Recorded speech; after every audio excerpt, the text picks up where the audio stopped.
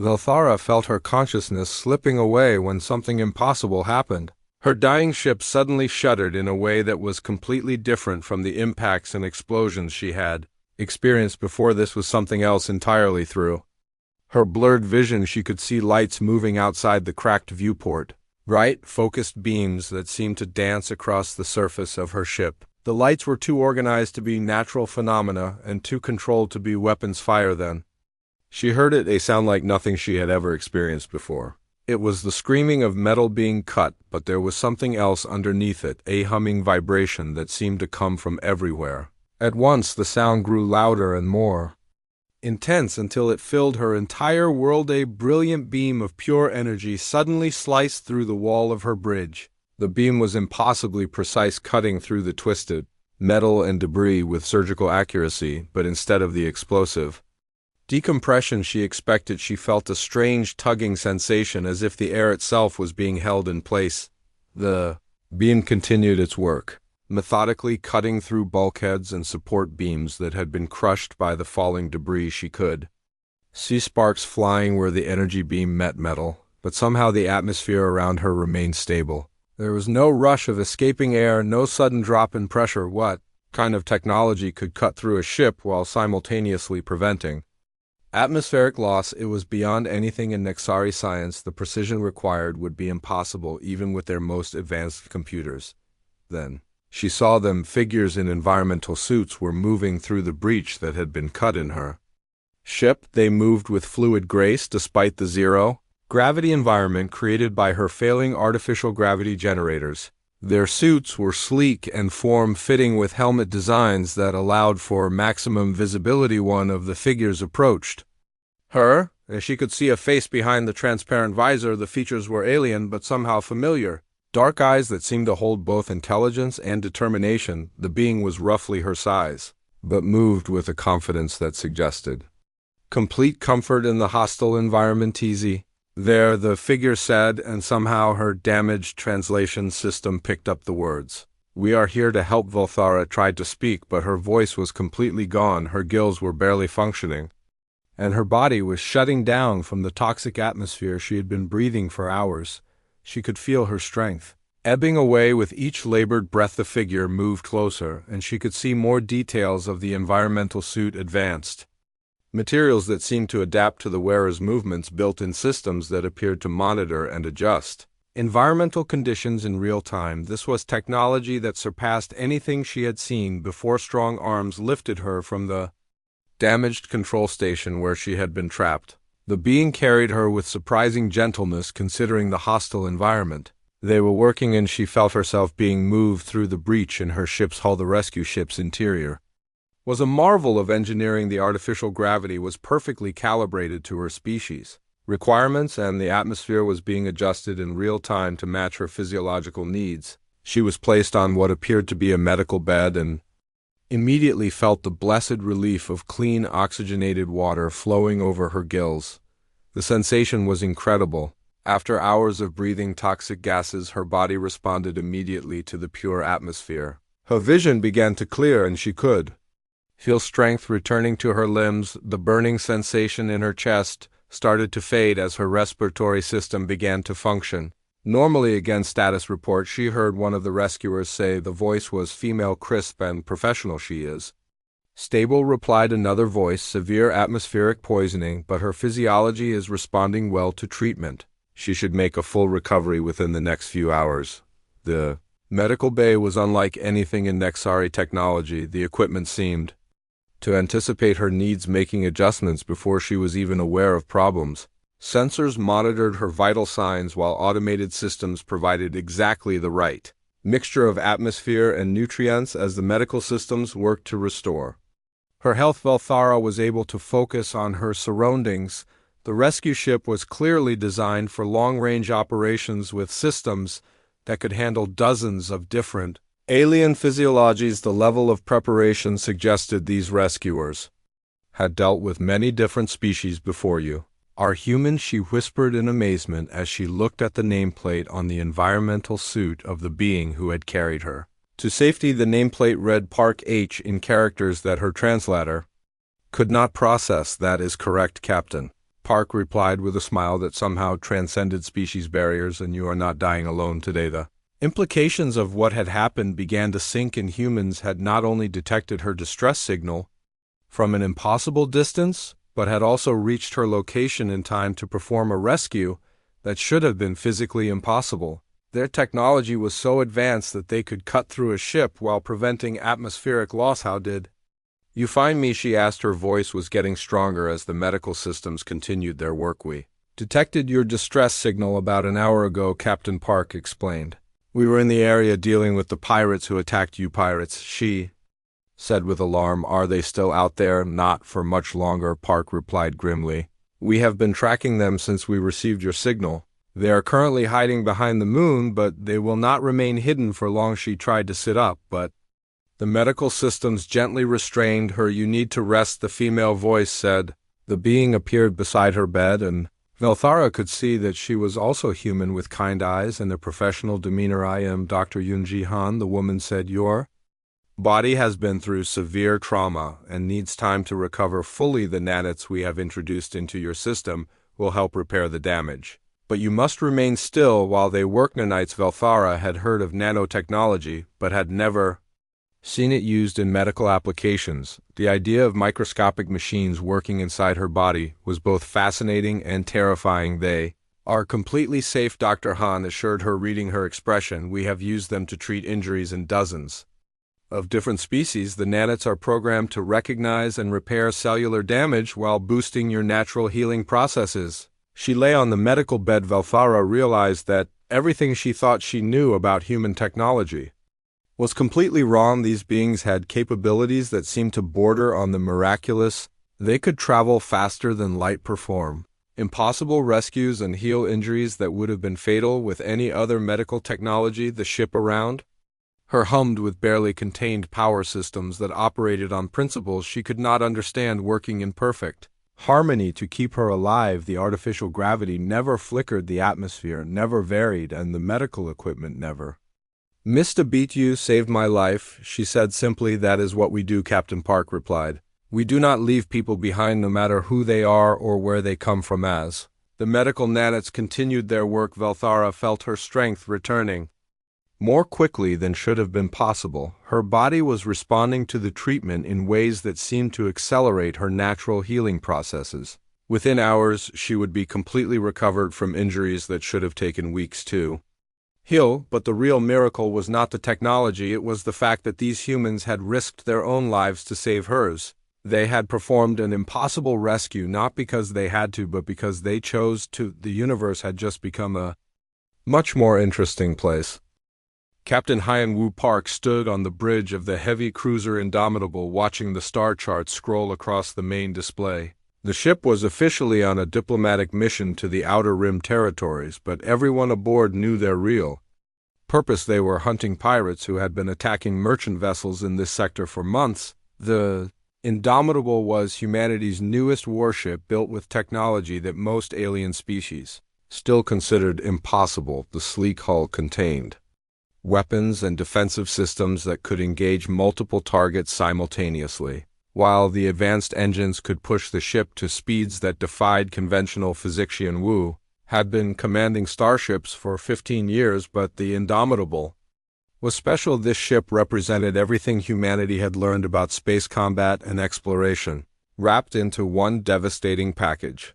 The crew of 300 were all volunteers handpicked for their skills and dedication. Lieutenant Jae Hyun Kim suddenly looked up from his communications console. Captain, we are receiving a transmission on emergency frequencies. The signal is very weak and the translation matrix is having trouble processing it. What language? Hyan-Woo asked, moving to look at the display. It appears to be Nexari, sir, but the dialect is unusual. The computer is working on a full translation, but the basic message seems to be a distress call. The main screen shifted to show a tactical display of the surrounding space. The distress signal was coming from a location near a gas giant approximately 6 light-years away. The signal was intermittent and growing weaker, which meant the transmitting ship was in serious trouble. How long ago was this signal sent? Hyan-Woo asked. Based on the transmission lag, approximately 47 minutes ago, sir. The ship appears to be caught in the gravity well of the gas giant and falling toward the atmosphere. Hun Wu studied the data carefully. Any ship caught in that gravity well would be crushed within hours. The massive planet's atmospheric pressure would destroy even the strongest hull long before any conventional rescue could arrive. It was a death sentence. Engineering, this is the captain. How quickly can you get me a miracle, Chief? Engineer So-Young Lee's voice came through the intercom with a note of confusion. What kind of miracle are we talking about, Captain? The kind where we pull a ship out of a gas giant's gravity well before it gets crushed. There was a long pause, sir. That is not just difficult, it is physically impossible. The energy requirements would be enormous and the gravitational forces would tear both ships apart. Then we better figure out how to make it possible. Chief, plot an intercept course maximum. The bridge crew exchanged glances. They had served under Captain Park for 2 years and had learned to trust his judgment, even when his orders seemed to defy the laws of physics. The Indomitable was equipped with experimental technology that pushed the boundaries of what was possible. Navigator Min Ho Chung worked quickly at his station. Sir, even at maximum speed, it will take us 4 hours to reach the distress signal. The ship will be deep in the gas giant's atmosphere by then, not if we use the quantum drive, Hyun Woo said calmly. The quantum drive was still experimental technology that allowed the ship to briefly exist in multiple locations. Simultaneously, it was dangerous and unpredictable, but it could reduce travel time dramatically, sir. So Young's voice came through the intercom again. The quantum drive has only been tested in controlled conditions. Using it for an emergency jump could destabilize the ship's quantum matrix. We will have to risk it. Hyun Woo replied. How long until we can make the jump? Give me 10 minutes to recalibrate the drive systems. As the engineering team worked to prepare the quantum drive, the communications officer continued monitoring the distress signal. The transmissions were becoming weaker and more garbled, but the translation matrix was finally able to process the full message. Captain, I have a complete translation. The message is from Commander Velthara of the Nexari vessel Star Whisper. She reports being under attack by pirates using military-grade weapons. Her ship is severely damaged and falling toward the gas giant.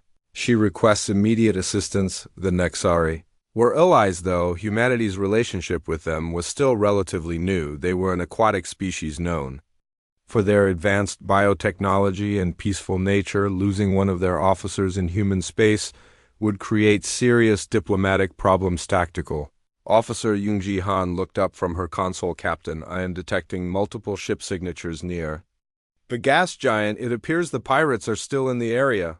They may be waiting to confirm the kill before moving on. Even better, Hyun Woo said grimly.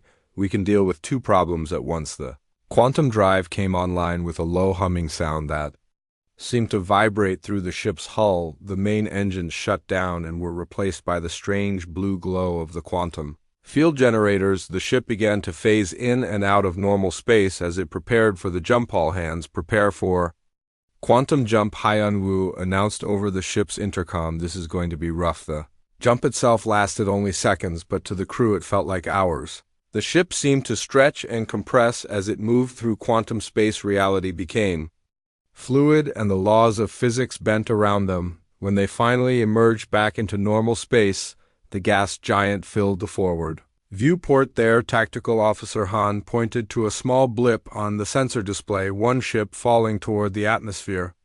Life signs are faint, but present. The hull is breached in multiple locations. What about the pirates? Hyun Woo asked. Still here, Captain. 3 vessels hiding behind the gas giant's largest moon. They appeared to be monitoring the situation. The Indomitable moved closer to the falling ship, and the full extent of the damage became clear. The Nexari vessel was a wreck with huge holes torn in its hull. Atmosphere was venting into space, and the ship was tumbling end over end as it fell toward the crushing depths below. Captain So-Young's voice came through the intercom. The ship is too badly damaged for a conventional rescue. The hull breaches are too large, and the atmospheric contamination would kill anyone. We tried to beam out, then we do an unconventional rescue. Hyun Woo said. Prepare the emergency cutting protocols.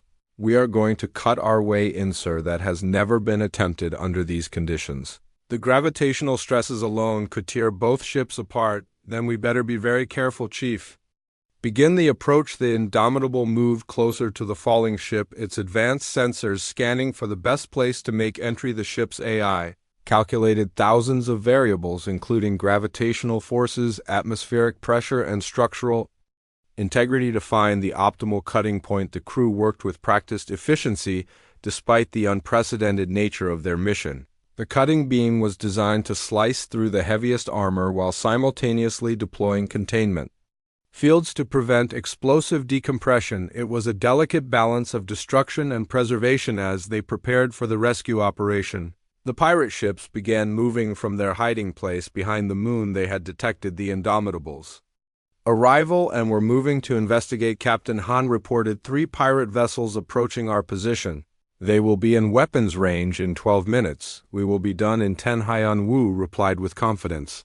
Begin the cutting sequence. The rescue operation was about to begin, and everyone aboard the Indomitable knew they were attempting something that had never been done before. They were going to cut open a ship that was falling toward a gas giant, extract a single survivor, and escape before the pirates could interfere. It was impossible, but Captain Park had built his reputation on making the impossible look routine. The meeting between the human and Nexari fleets was unlike anything in recorded galactic history. The Indomitable had traveled to the rendezvous point carrying Commander Velthara in a demonstration of speed and precision that left the Nexari leadership completely stunned. Admiral Kethmore materialized on the human ship's transport pad with the fluid grace that marked all Nexari movements. His 4 arms were extended in the traditional greeting, but his eyes showed the amazement he was trying to hide. The transportation technology was seamless and instantaneous. Captain Park, the Admiral said, his translator converting his words into human speech. The Nexari Union owes you a debt that cannot be measured. No debt is necessary, Admiral. Park replied, attempting to return the 4-armed greeting with his 2 arms. We were happy to help. As they walked through the ship's corridors, Admiral Kethmore's trained eye took in details that revealed the true extent of human capabilities. The walls seemed to pulse with energy that his sensors could not identify. Systems hummed with power that operated on principles his science could not explain. The corridors were wider than necessary for human physiology, suggesting the ship was designed to accommodate many different species. The artificial gravity was perfectly calibrated, and the atmospheric controls seemed to adjust automatically as they moved through different sections. Your rescue of Commander Velthara, Admiral Kethmore said, carefully required technological capabilities that our best scientists believe to be impossible. Science is just our current understanding of what we have figured out so far. Park replied, the universe is under no obligation to limit itself to our present knowledge. In the main conference room,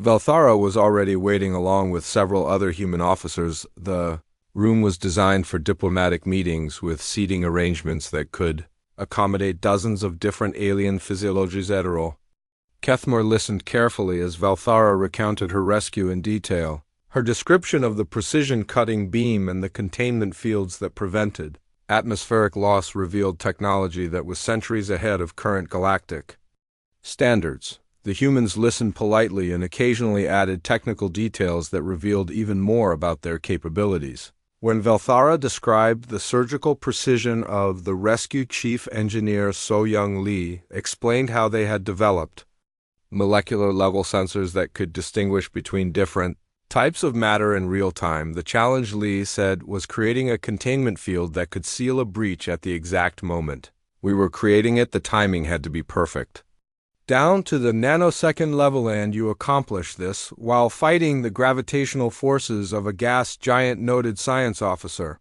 Yul Dan, one of the Nexari's most respected physicists. The computational requirements alone would be staggering. They are handled by our quantum AI systems, Park said. Simply, we have found that quantum computers are particularly good at solving problems that involve multiple variables changing simultaneously. The silence that followed was profound. Quantum artificial intelligence was still theoretical among most galactic civilizations. The humans spoke of it as if it were a routine tool. Admiral Kethmore leaned forward in his chair. Captain Park, I must ask directly, how long has humanity possessed these advanced technologies they find possessed? Park said with a slight smile, we have been working on most of them for decades. Some systems are fully mature while others are still being developed.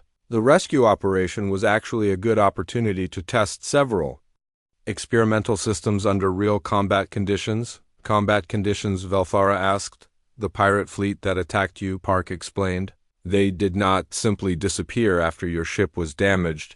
We have been tracking them since we received your distress signal. They are currently hiding in an asteroid field about 2 light years from here. The implications hit the Nexari officers like a physical blow. The humans had not only performed an impossible rescue, but had also been simultaneously hunting the pirates responsible for the attack. You know their exact location, Admiral Kethmore asked. We have known for the past 3 hours, Park confirmed. We have been monitoring their communications and tracking their ship movements. They are using stolen Galactic Alliance military equipment, which makes them as much our problem as yours. The casual way he mentioned tracking ships across interstellar distances revealed yet another impossible capability. Human sensor technology could apparently monitor targets from light years away in real time. What do you intend to do about the pirates? Velfara asked. We intend to capture them, Park said. Their stolen equipment needs to be returned to its rightful owners, and the pirates need to face justice for their crimes. Admiral Kethmer felt his understanding of galactic politics shifting. The humans were not just technologically advanced, they were also willing to take direct action against criminal organizations that threatened interstellar commerce. How many ships do you have in this region? He asked. Just the Indomitable, Park replied, but she should be sufficient for this particular task.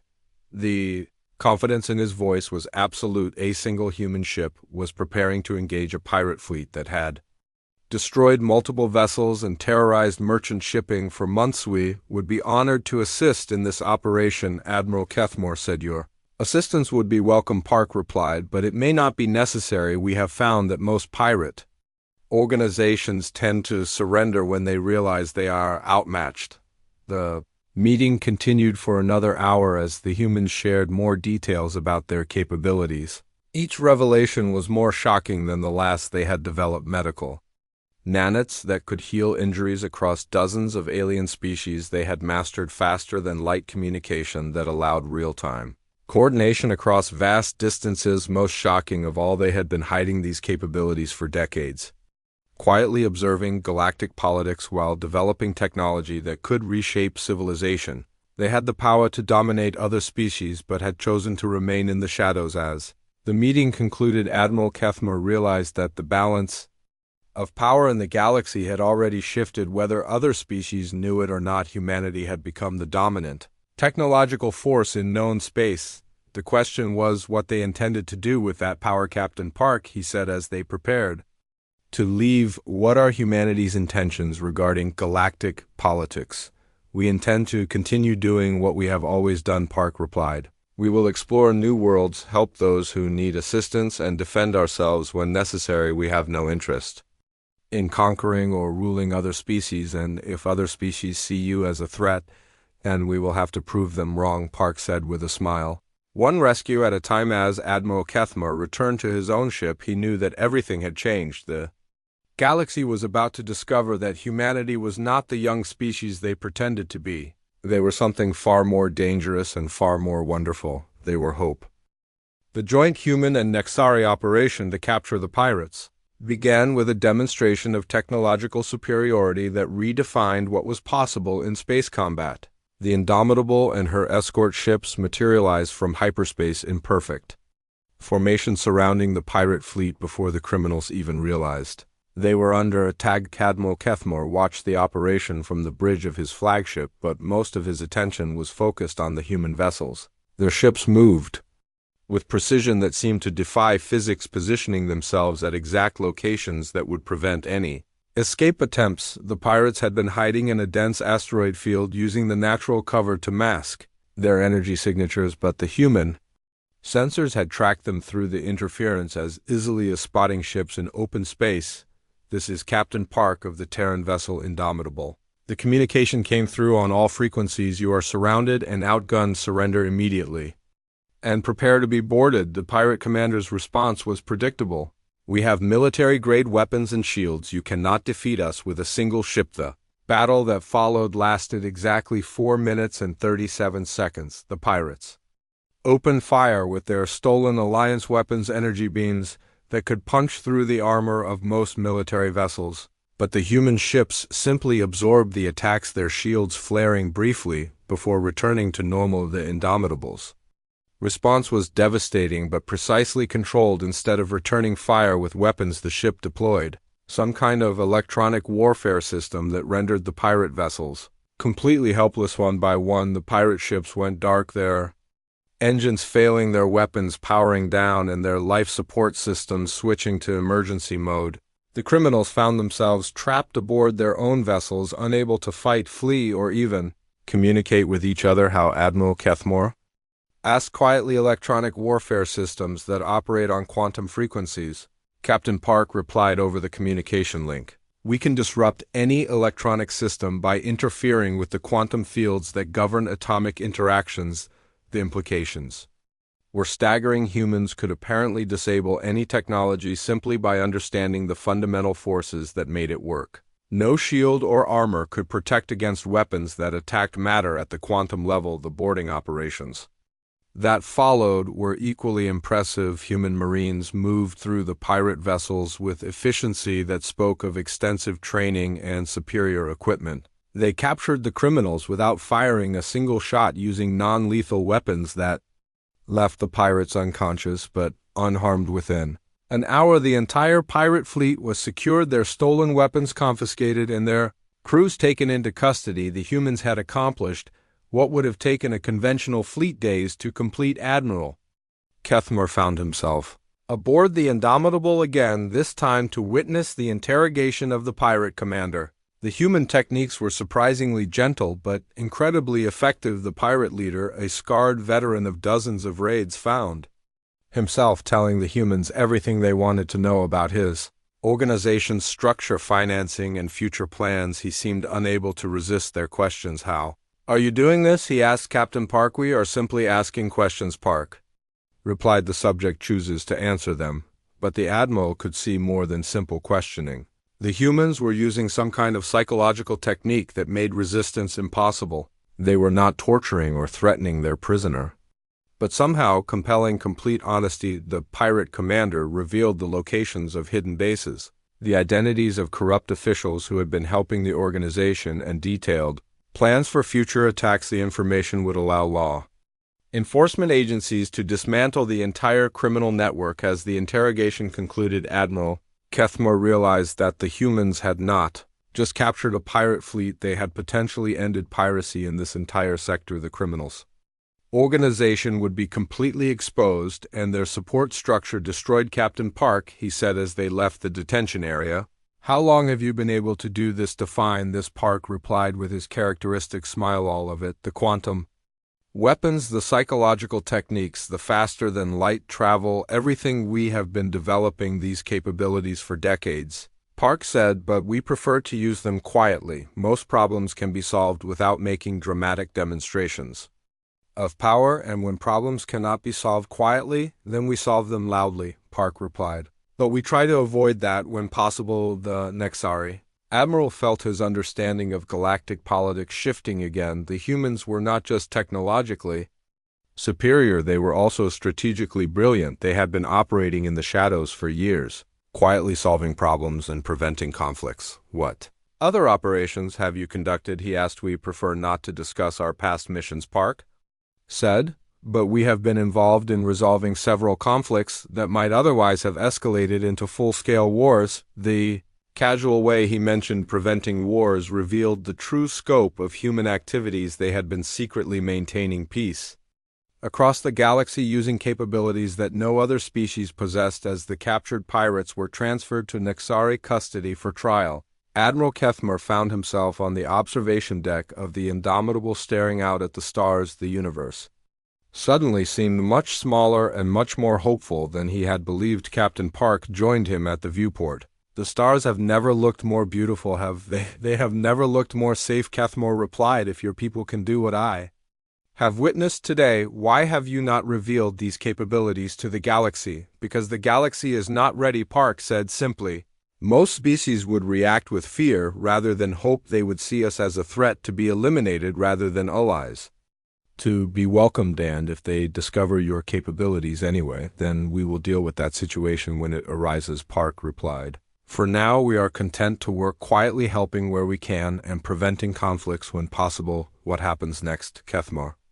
Ask now you return to your people and file your report. Park said, your government will decide what to do with the information we have shared. We will continue our mission of exploration and assistance, and if the galaxy decides it is afraid of humans, then we will prove them wrong, Park replied with a smile, one rescue at a time as the Indomitable prepared to return to human space. Admiral Kethmar realized that he had witnessed the beginning of a new era. The galaxy was about to discover that humanity was not the young species they pretended to be. They were something far more wonderful. They were the guardians that every civilization had hoped would someday emerge. A species with the power to dominate, but the wisdom to protect the universe was about to become a much better place. The stars had never looked more beautiful or more full of possibility, and somewhere in the vast darkness, other beings in desperate situations would find hope in the knowledge that if they called for help, someone would answer and no one would have to die alone. The Indomitable pulled away from the gas giant with smooth efficiency that impressed Velthara.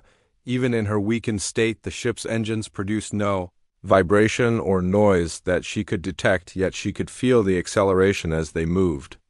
To a safe distance from the crushing gravity well, she remained in the medical bay, surrounded by technology that seemed to anticipate her every need. The nanites in her system were working with incredible precision, repairing damage at the cellular level while monitoring her progress in real time. Her recovery was proceeding faster than should have been possible. Dr. Jihan continued to monitor her condition with the professional efficiency of someone who had dealt with countless alien physiologies. Your cellular regeneration is remarkable, she noted while reviewing the displays that showed Velthara's vital signs.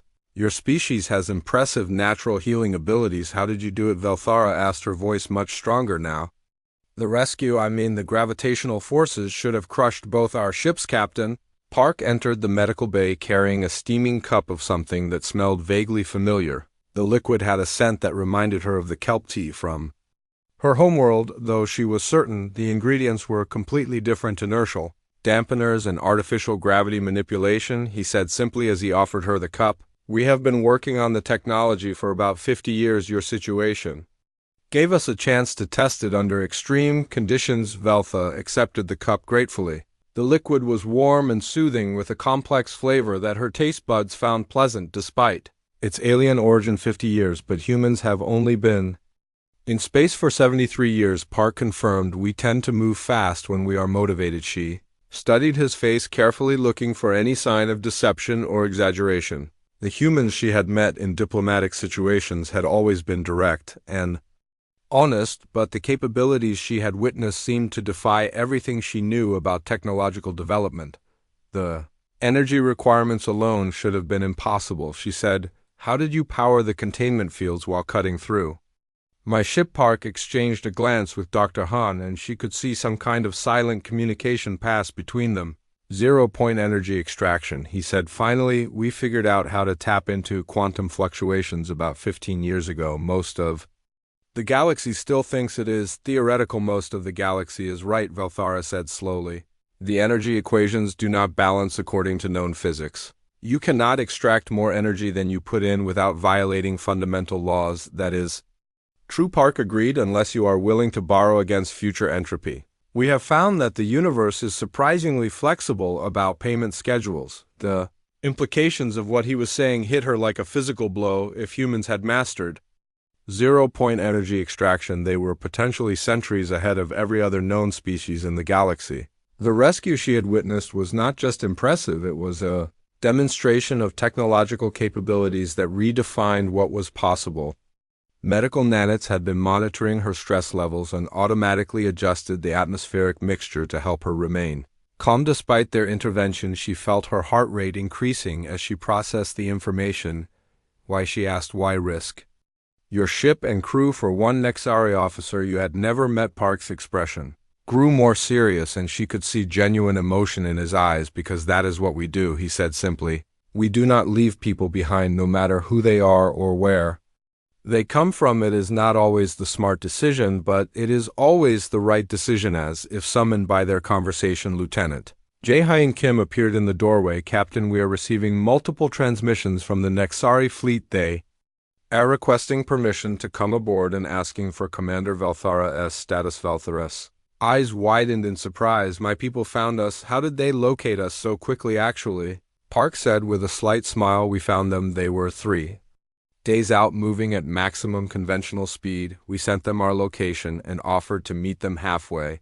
They should arrive here in about 6 hours. 6 hours. Velthara quickly calculated the distances involved in her head. That is impossible even with the most advanced jump drives. The travel time should be at least 18 hours minimum. Park agreed, but we offered to go pick them up the casual way. He said it made the statement even more shocking. Humans could apparently travel distances that would take other species days in a matter of hours. Their ships could move through space at speeds that made conventional faster than light travel seem sluggish. What other capabilities do you have that the galaxy does not know about? She asked. Park smiled, but did not answer directly. That would spoil the surprise. He said, we prefer to reveal our abilities gradually. It tends to cause less panic. That Wei Arhan had been monitoring the conversation along with Velthara's vital signs. You should rest, she said gently. Your body is still recovering from the trauma. The nanites need time to complete their work. But Velthara was too amazed to rest. The humans had not only saved her life but had demonstrated technological capabilities that surpassed anything she had imagined possible. They could manipulate gravity, travel faster than light, and heal injuries that would have been fatal with conventional medicine. The ship around her continued to hum with barely contained power systems that operated on principles she could not understand, working in perfect harmony. She could feel the artificial gravity beneath her feet, steady and reassuring. The air she breathed was perfectly calibrated to her species' needs. Captain Park, she said, how many other species know about your true capabilities? Very few, he replied. Most of the galaxy still thinks we are a relatively new species that got lucky with a few technological breakthroughs. We find it easier to work that way. Why? The secrecy. Because knowledge of our capabilities would change everything, he said. The balance of power in the galaxy would shift overnight. Some species would want to form alliances, while others would see us as a threat. We prefer to avoid those complications. The medical displays showed that her cellular repair was nearly complete. The nanites had worked with incredible efficiency, repairing damage that would have taken weeks to heal naturally. Her body felt stronger than it had in years. What happens when the galaxy finds out? She asked. Park's expression grew thoughtful. That depends on how they react, he said. We hope they will see us as allies rather than a threat, but we are prepared for other possibilities. The implications were staggering. Humanity had quietly developed technology that could revolutionize galactic civilization. They had the power to dominate other species, but had chosen to remain hidden, instead using their abilities to help others when needed. As she rested in the medical bay, Velthara realized that she had witnessed something unprecedented, a species that had achieved technological superiority and chosen to use it for compassion rather than conquest. The universe was about to become a very different place. The question was whether the rest of the galaxy would be ready for the change. Commander Velthara had always been proud of her ship. The silver metal walls of the Star Whisper gleamed under the bridge lights as she moved between the control stations. Her blue scaled hands worked smoothly across the glowing panels, checking systems and monitoring the space around them. Everything had been perfect just 2 hours ago. Her small scout ship was returning from a routine patrol mission along the outer rim. The cargo hold carried important data about trade routes and asteroid mining locations that would help her people expand their territory. Her crew of 12 moved efficiently through their duties, preparing for the long journey home to the Nexari homeworld. But now everything was wrong. The first explosion had come without warning, a massive blast that shook the entire ship and sent sparks flying from damaged control panels. The lights flickered and went out for several terrifying seconds before the emergency power kicked in. Red warning lights bathed everything in an eerie glow. Pirates had found them. Velthara had faced pirates before. Most were cowards who ran when they met real resistance, but these were different. They had military-grade weapons that could punch through her ship's armor like it was made of thin paper. Their ships moved in perfect formation like trained soldiers instead of the usual rabble of criminals. The second blast hit the engine room. She felt the ship shudder as the main power core went offline. The artificial gravity flickered, making her stomach lurch as she briefly floated in the air before gravity returned. Her navigation officer called out damage reports, but the words were lost in the sound of alarms and braking. More explosions followed, each one closer than the last. The pirates were not trying to disable her ship, they were trying to destroy it completely. Their energy weapons carved through the hull, leaving gaping holes that vented atmosphere into space. The emergency force fields activated, but they were failing one by one under their continued assault. Velthara's training kicked in. She moved to the communications station and activated the emergency beacon. The message was simple but desperate. Any ship in range, this is Commander Velthara of the Nexari scout vessel Star Whisper. We are under attack by unknown vessels. Request immediate assistance. But she knew no help would come. The nearest Nexari patrol was 3 days away at maximum speed. Even if they received her message and came immediately, it would be too late. The pirates would finish their work and be gone long before any rescue could arrive. The ship lurched suddenly, and Velthara realized with horror that they were falling. The gravity of the nearby gas giant had caught them. Without engine power, they could not maintain their orbit. They were being pulled down toward the crushing depths of the planet's atmosphere. The bridge shook violently as another explosion tore through the hull. This time the blast was close enough to breach the command center itself. A jagged hole appeared in the far wall, and immediately the ship's atmosphere began rushing out into space.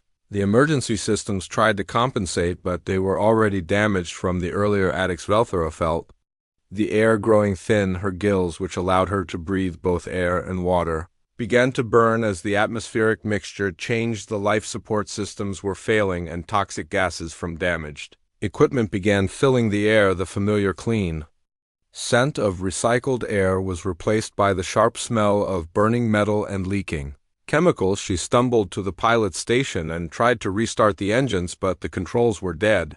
The main power was completely offline, and the backup systems were failing one by one. Through the cracked viewport, she could see the swirling clouds of the gas giant growing larger. They were falling fast, and there was nothing she could do to stop it. The other members of her crew were already dead. She had found their bodies in the corridor when she tried to reach the escape pods. The pods themselves were destroyed, twisted metal that would never fly again. She was alone on a dying ship with no way to escape. As the ship continued to fall, the atmospheric pressure began to increase. The hull groaned and creaked under the strain.